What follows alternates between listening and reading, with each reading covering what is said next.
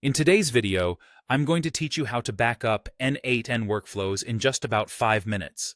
Whether you're new to N8n or looking to ensure your workflows are safely stored, backing them up is an essential step that can save you a lot of potential headaches down the line. So, let's dive right in and take this step by step.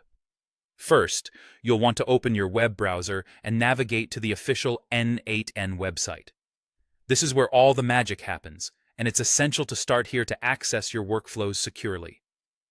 It's always a good idea to ensure your browser is up to date for the best experience, especially when working within web applications like N8n.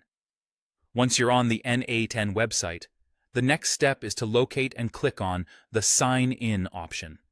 This will typically be found in the top right corner of the homepage, making it easy for you to start the login process. Go ahead and enter your credentials. If you've forgotten your password, don't worry. Most platforms, including N8n, provide an easy link to reset your password. It's crucial that you remember your login information or have it saved in a secure password manager, as accessing your workflows depends on it. After you're successfully signed in, you'll be inside your N8n account. This is your personal workspace where all your workflows are stored and managed. Take a moment to familiarize yourself with the interface if you're not already comfortable navigating it. It's organized in a way that allows you to easily work with your workflows, and you'll want to be in the right section to proceed with the backup.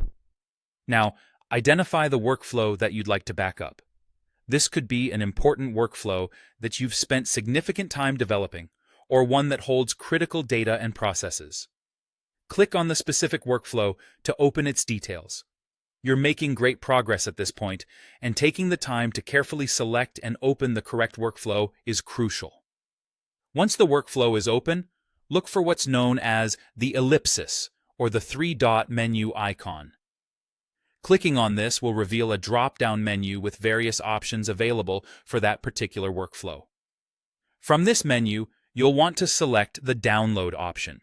This action initiates the download of your workflow, saving it to your computer as a JSON file, which is a common format for exporting digital data.